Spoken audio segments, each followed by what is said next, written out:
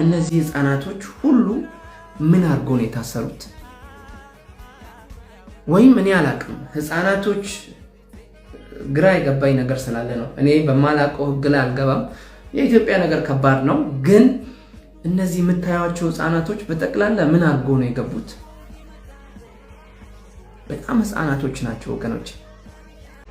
ግን እነዚህ ህፃናቶች ይሄ ሁሉ የምታያቸው እድሜያቸው ከ18 ዓመት በታች ናቸው።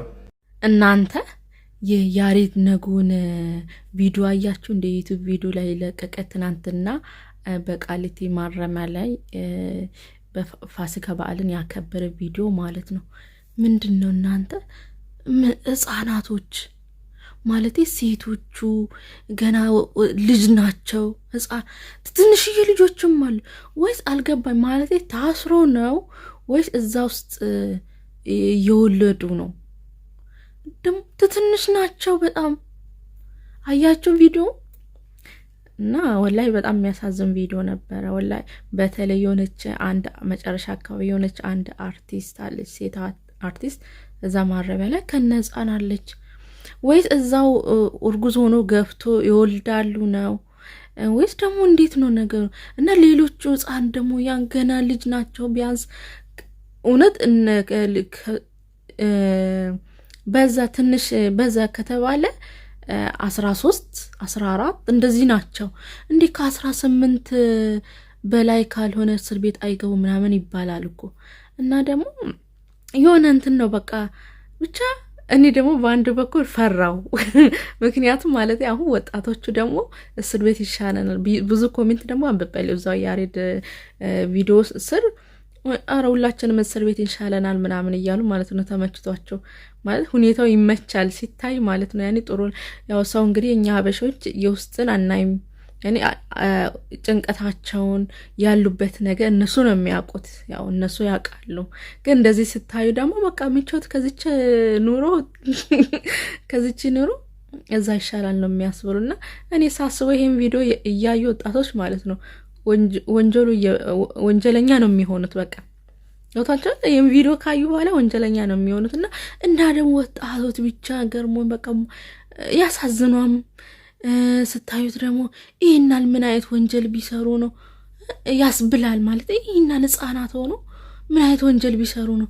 ወይስ ባሰት እየተፈረደባቸው እንደዛ አሉ አይደለ? አሁን ጠበቆች ምናምን ባሰት ምናምን እዛ ደግሞ እና ህፃናት ብቻ ሆኖ እና ደግሞ በጣም ደስ ይላል። ደግሞ ሁሌም ነው ያረነጉ እንደዚህ ያኔ ተቀራና ነው ያሳው በቃ ብዙ ጊዜ ወላሂ በቃ በዚህ ሌሎችም ደግሞ ኢንሻአላህ የኛ ህልም ማለት ነው። በተለይ ታማሚ ሆስፒታል ላሉ እንደዚህ ጎዳና ላይ ያሉ እና ደበቅ በቃ ማይታዩ ሰዎች ሰው ማያስታውሳቸው ሰዎች እንደዚህ በቃ ለየት ተብሎ ሲያስታውሱ እሱ ብቻ ነው እንግዲህ እስካሁን ያየሁት ያረነጉ ብቻ ነው እንደዚህ ለየት ብሎ። ግን እንደዛም ሆኖ ግን የሆነ ቪዲዮ ሲለቀቅ ጭራሽ ወጣቱ ያበረታታል ብዬ ነው የማስበው። ምክንያቱም በቃ ወንጀል እየሰሩ እስር ቤት እንኖራለን ከዚህ ኑሮ። በተለይ ኢትዮጵያ ላይ አሁን ከባድ ነው ኑሮ፣ ምኑ ከባድ ስለሆነ በቃ ከዚህ ኑሮ እዛ ቤት ይሻላል ምናምን ብሎ ወንጀል የሚሆነው ነው የሚመስለኝ ይሄን ቪዲዮ ሲያዩት ማለት ነው። እኔ እንደዛ ነው የተረዳሁት። እውነት እኔ አሉ በቃ ብቻ ያሳዝናል። እዛ ውስጥ መገኘት በጣም ነው የሚያሳዝነው። እንደዛም ሆኖም ግን አለ አይደል በቃ ሰው እኛም ደግሞ የምንረዳው በውጪ ባለው ነገር ነው፣ በሁኔታቸው ምናምን ያው በጭንቀሳይ ውጪ ባለው ነገር ነው ሰው የሚረዳ። ኮሜንት ሁሉ ራሱ እንደዛ ነው ካያችሁ፣ ኮሜንት ሁሉ ራሱ እንደዛ ስለሚሉ ግን ይሄ ሁሉ ሰው ወላሂ ይሄ ሁሉ ሴቶች ግን ቃሊቲ ሌላ ቦታም ሊሆኑ ይችላሉ ከዚህ በላይ ማለት ነው። እነዚህ አሁን ቃሊቲ ማረሚያ ቤት ያሉ ማለት ናቸው። ሴቶቹ ደግሞ ሲያማምሩ ማሻአላህ ሲያማምሩ አረ ቢስሚላህ 3 ነው 4 ደጋግሜ ያየሁት ቪዲዮ ማለት ነው። 3 4 እንደዚህ ደጋግሜ ነው ያየሁት። መጨረሻ ያቺ ሴት ዘፋኛ ማለት ነው አሁን ማረሚያ ባትኖር ኖሮ ይሄን ስንት ስራ ትሰራ ነበር እና ደስ ብሏት መድረክ ላይ ወጣ ስጨፈር እንግዲህ ልክ ሌላ እንትን ነው የምትመስለው ማለት ነው ልጅቷ። ካያ ወላሂ በጣም ነው የሚያሳዝነው። እና ሁለት ነገር ነው። አሁን ሰው በቃ እንደውም እዛ ይሻለናል ብሎ ወንጀለኛ የሚሆኑ ነው የሚመስለኝ ወጣቶቹ ማለት ነው። ምክንያቱም በቃ ቪዲዮ ስታዩ የሆነ እንትን አይመስልም ማለት የውስጣቸው እንዳልኳቸው የውስጣቸው እነሱ ነው የሚያውቁት። ያኔ መቼስ ወዶ ፈቅዶ አይደለም እዛ የሚገቡት።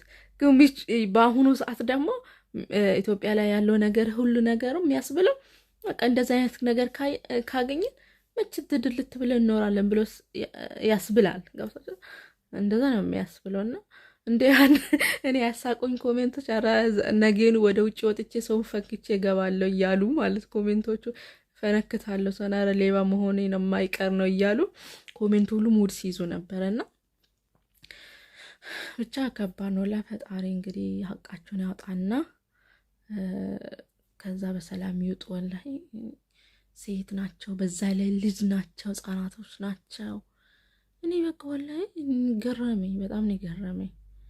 እና ደግሞ እንደዚህ አይነት ስራ ሁላችን እንደዚህ አይነት ስራ በጣም ነው ደስ የሚለው። ደግሞ በቃ ሰው በቃ ሆን ብለው አያስታውሳቸው። ምናልባት አንድ ልክ እንደ ያሬድ ነጉ እንደዚህ አይነት ሰዎች ሰው ሆን ብለው አያስታውሳቸውም ማለት ምናልባት አንዳንድ ሰው ላይ ልክ አሁን እንደ ያሬድ ነጉ ማለት ነው እስር ቤት ያሉ እንዳልኳቸው ሆስፒታሎች